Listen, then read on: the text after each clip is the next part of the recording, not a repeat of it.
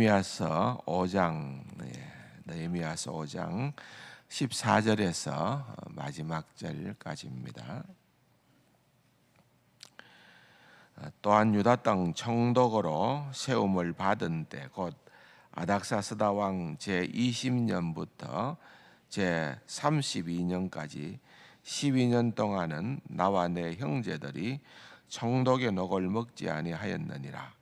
나보다 먼저 있었던 총독들은 백성에게서 양식과 포도주와 또 은 40세겔을 그들에게서 빼앗았고, 또한 그들의 종자들도 백성을 압제하였으나 나는 하나님을 경외함으로 이같이 행하지 아니하고 도리어 이 성벽 공사에 힘을 다하며 땅을 사지 아니하였고, 내 모든 종자들도 모여서 일을 하였으며, 또 내 상에는 유다 사람들과 민장들 150명이 있고, 그 외에도 우리 주위에 있는 이방 족속들 중에서 우리에게 나온 자들이 있었는데, 매일 나를 위하여 소 1마리와 살진 양 6마리를 준비하며 닭도 많이 준비하였고, 열흘에 한 번씩은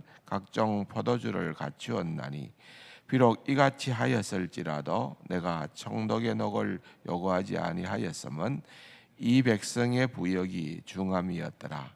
내 하나님이여, 내가 이 백성을 위하여 행한 모든 일을 기억하사 내게 은혜를 베푸시옵소서. 아멘.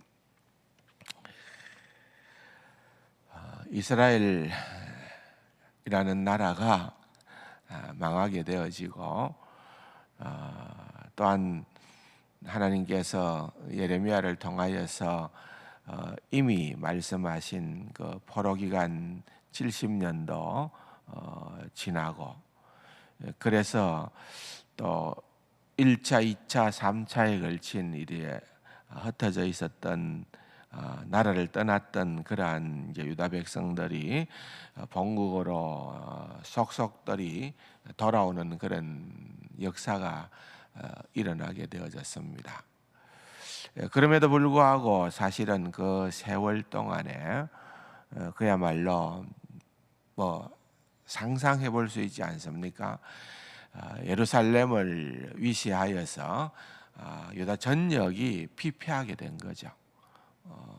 그래서 우리가 느헤미야라고 하면은 가장 먼저 떠올리는 것은 성벽을 재건했다는 겁니다. 성벽을. 근데 이건 그냥 쉽게 얘기할 수 있는 그런 얘기는 아닙니다. 왜냐하면은 서룹바벨 때에는 성전을 재건했다라고 하는 것은, 성전이라는 것은 종교적인 것입니다. 따라서 그것은 또한 페르시아의 왕들이 어느 정도 조금만 마음을 먹으면은 허락할 수도 있는 일입니다. 그러나 성전 재건과 성벽을 재건한다는 것은 차원 자체가 다른 거죠. 왜냐하면은 성벽이 갖추어진다라고 하는 것은 언제라도 우리에게 반기를 들 수 있고, 그렇지 않겠습니까? 우리를 배신할 수가 있고, 우리에게 바치던 그 모든 것들을 다 거역할 수가 있는, 그래서 지혜로운 그러한 통치자라고 하면은 절대로 그런 일들을 허용할 리가 만무하지 않겠습니까? 성벽을 재건한다. 우리가 아는 것처럼 예루살렘은 원래 별명이 난공불락의 철옹성이었습니다. 정말 어지간해서는 그 성을 넘어뜨릴 수가 없을 정도로 견고한 성읍이었지만은, 그런 성읍을 무너뜨리고 지금은 통치하고 있는 그런 페르시아가 아닙니까? 그런데 다시금 그 성벽을 건축토록 허락한다는 것은, 그것은 사실은 정상적으로 보기가 어려운 거지요. 그러나 결국은 그 일들이 진행되어진 것은 첫 번째는 하나님의 은혜지만은 두 번째로 우리가 생각해 볼 수 있는 것은 느헤미야입니다. 느헤미야. 여기에 나타나는 것처럼 우선 12년 동안 느헤미야는 페르시아의 왕 아닥사스다에게 절대적으로 신임받는 그러한 척건이었습니다. 그런 술 맡은 관원이라고 하면은 이건 그 당시에는 이제 황제나 이런 왕들을 음해하고 암살하려고 하는 이런 일들이 너무 많았기 때문에 그런 어떤 왕이 즐겨하는 그런 술이나 음식에 덕을 넣는 그런 경우가 많이 있잖아요. 그래서 왕이 먹는 그 술을 먼저 먹을서 아무런 이상이 없는 것을 확인을 해주는 한 비견한 예로는 그런 거죠. 그러니까 왕이 그야말로 가장 척건에 두고서 가장 믿을 만한 그런 사람으로 세운 그러한 자신의 그런 믿을 만한 신복이지요. 그 인물이 바로 느헤미야였다는 것은 첫째로 느헤미야는 참 놀라운 인물입니다. 그들 입장에서는 이방인이지 않습니까? 포로된 자이지 않습니까? 그러나 왕이 그렇게까지 절대적으로 신임을 했다는 것은 대단한 일입니다. 이 느헤미야, 저는 성경을 통해서 보면서 이제 다음 주일날 제가 한 2주간에 걸쳐서 야곱을 좀 말씀을 드릴게요. 근데 야곱을 놓고 보면은 글쎄요, 이제 야곱의 무엇을 제가 좀 집중적으로 얘기를 하려고 생각하는가 하면은 야곱의 연약함입니다.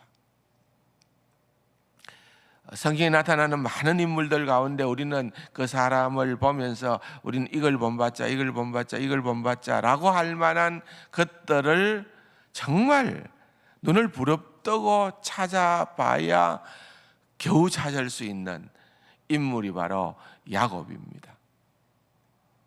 반면에 느헤미야, 반면에 다니엘 이런 인물들은 정말 성경에서 우리가 어느 하나는 결점을 찾기가 불가능한 그런 놀라운 인물들입니다. 오늘 본문에도 보면은 사실 어제 본문에서 미리 다 다루었습니다만은 정말 위기 상황이 봉착되어졌습니다. 왕으로 인정을 받고 왕으로부터 기간을 받고 네가 가서 다시 돌아와야 된다. 그렇게 하고서는 허락을 받고 왕의 권력이 담겨 있는 그런 병력들과 그런 많은 성벽 공사를 감당할 수 있는 그런 모든 자산들을 다 허락받고 심지어는 주변에 있는 나라들이나 모든 그들로부터도 도움을 능히 받을 수 있을 만한 그런 힘을 왕이 실어주고 느헤미야는 이스라엘의 총독으로 돌아왔습니다. 오랫동안 사실은 또 방치가 되어졌습니다. 그런 가운데 있었던 성벽 재건을 그야말로 우리가 7장으로 넘어가서 보면은 눈 깜짝할 사이에 52일 만에 완공을 해버렸던 장본인이 바로 느헤미야입니다. 그건 뭐 일사천리로 했느냐? 그건 아니에요. 5장에서 4장에서 계속 등장하는 것처럼 어마어마한 무시무시한 반발이 있었습니다. 산발락과 도비아와 같은 외부적인 그러한 반발 세력이 있고 또한 느헤미야를 모함하기 위하여서 왕에게 투서를 하고 그렇게 성벽을 세워서 느헤미야는 이스라엘을 독립시키려고 하는 것이다. 절대로 그와 같은 일들을 허용해서는 안 된다. 별의별 이야기들이 그냥 속속들이 왕에게 돌아갈 만큼이나 험악한 그런 방해가 있었습니다. 그것뿐이 아니었지요. 어제 우리가 살펴본 대로 사실 더 무서운 것은 내부의 적입니다. 뭐 밖은 그렇다 손 치더라도 대부분의 나라들이 멸망하는 것은 내부가 곰게 되어질 때에 무너져 내립니다. 이 어려운 상황 가운데에서 조금이라도 권력을 쥐고 있는 민장들, 지도자들은 자기 자신만 잘 살면 된다, 고리대금을 하고 온갖 짓을 다 하면서 자기 배만 불리기 위하여서 백성들은 죽든지 말든지 어려움에 처하든지 말든지 그런 상황들이 연출이 되고 있는 겁니다. 그야말로 나라가 망해져가는 모든 구비할 만한 조건들은 다 등장을 하는 그런 거예요. 이럴 때에 중요한 것이 지도자입니다. 지도자가 그러할 때 그런 어떤 내부적인 균열을 어떻게 하면은 잘 봉합하고 공동체로서 하나가 되게 하고 그렇게 함으로 말미암아 원래적 목적을 성취해 갈 수가 있느냐는 것. 사실 느헤미야만 하더라도 자신의 일신상의 그런 어떤 유익만을 생각했다고 한다면은 다시금 이렇게 험악한 곳으로 올 이유가 없었던 거죠. 얼마든지 그는 페르시아에서 평생을 모르겠어요. 자자손손 잘 살 수 있는 그런 어떤 배경은 가지고 있었습니다. 그럼에도 불구하고 느헤미야는 그것이 자기의 삶의 목표가 아니었습니다. 성벽이 재건되어졌을 때에 이스라엘 백성들이 기뻐하는 그 소리가, 그 옛날에 무너져 내렸을 때에 처참하게 울음소리가 들려졌던 그곳이 그야말로 없는 자, 가난한 자, 공경에 처한 자들이 더 이상은 염려 걱정하지 않아도 될 정도로 기쁨의 소리가 들려지고 또한 하나님께서 그 일들을 바라보며 기뻐하는 것을 느헤미야는 그의 인생의 최종 목표로 삼고 자신을 생각하지 않았던 인물입니다. 오늘 본문에도 보면은 그런 것들이 그대로 녹아 있습니다. 자기 스스로 12년 동안 총독으로 재임하는 동안에 자기의 녹을 받지 아니하고 오히려 백성들을 섬기는 일에 앞장을 씁니다. 그리고 자기가 그러한 일들을 하기 때문에 감히 엉터리 지도자들을 불러 모아놓고 너희들이 더 이상 너희 배만 채우려고 그렇게 하지 말고 연약한 백성들을 위하여서 너희들도 내려놓아라. 너희들도 율법에 정한 대로 그렇게 이자를 받아서는 안 된다. 그들을 향하여 자비와 긍휼을 베풀어라. 그렇게 요청할 수 있었던 겁니다. 그런 진심이 통하게 되어졌을 때야 여러분 백성들이 힘을 내는 겁니다. 힘을 합하여 성벽을 재건하는 겁니다. 어떠한 생의 도전 가운데에서도 굴하지 않고 넘어지지 않는 그야말로 엄청난 역사를 이루어내고야만 그런 장면을 오늘 본문을 통하여서 보게 됩니다. 한 지도자 느헤미야. 저는 그 모습을 이성만에게서 발견하고 싶어요. 정말 자기만을 위해서라면은 미국에서 얼마든지 그만한 어떤 스펙을 가졌다고 하면은 잘 살 수 있었을 거예요. 그러나 오늘의 우리나라가 이렇게 되기까지에는 하나님께서 보낸 귀한 일꾼이 바로 이성만과 같은 지도자입니다.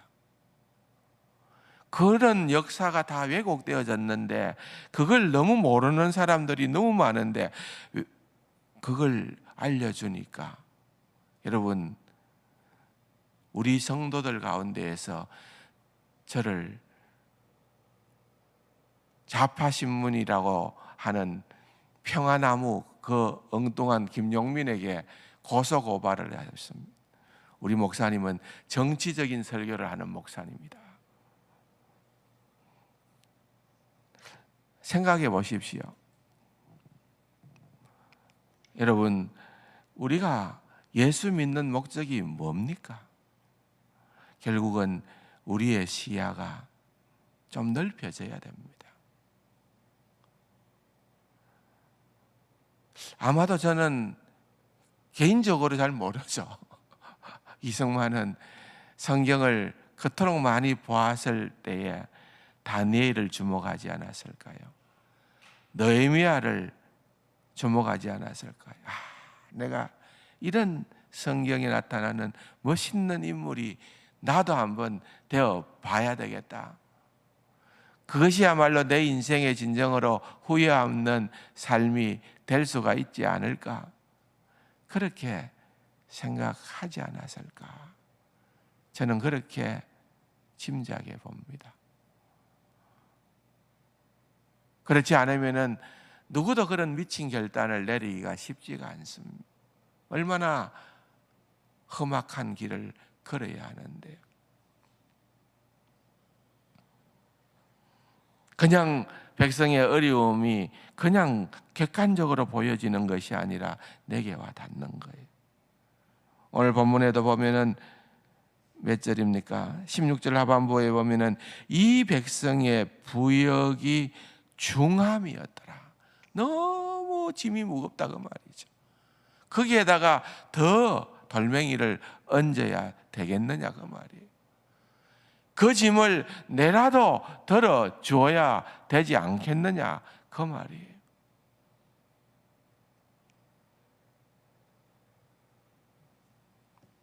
마지막으로 19절에 보면은 너무나도 멋있는 고백을 합니다. 하나님을 향하여서 내 하나님이여, 내 하나님이여. 경험이 있다 이거예요. 하나님에 대한 경험, 다윗의 하나님, 누구의 하나님이 아니라 내 하나님이라고. 내가 이 백성을 위하여 행한 모든 일을 기억하사 내게 은혜를 베푸시옵소서. 여러분, 이렇게 자신할 수 있는 하나님 앞에서 하나님, 내가 행한 일을, 내가 행한 이 모든 것들을 하나님 기억하여 주시옵소서. 누가 그럴 수 있습니까? 우리가 지금까지 어떻게 살았습니까? 내가 지금까지 기도했던 그 많은 기도의 제목이 어디까지 영역이 넓혀져 갔나요? 그냥 나와 내 가족과 내 자녀와 불과 내 주변에 나를 좋아하고 따르는 몇몇 사람들에 국한되어져 버려 있는 우리의 모습은 아닌가요? 저는 이 기도를 하나님 앞에 이렇게 담대하게 드릴 수 있는 느헤미야가 너무 부러워요. 얼마나 멋있습니까? 마지막으로 우리 19절 말씀입니까? 다 같이 한번 읽어볼까요? 내 하나님이여, 내가 이 백성을 위하여 행한 모든 일을 기억하사 내게 은혜를 베푸시옵소서. 여러분, 그렇게 기도하고 그렇게 행하시고 그렇게 느헤미야처럼 살아가기 위하여 몸부림치고 발부둥치는 그런 저와 여러분이 되기를 주님의 이름으로 축원합니다. 말씀 생각하시면서 기도하시다가 돌아가시기를 바랍니다.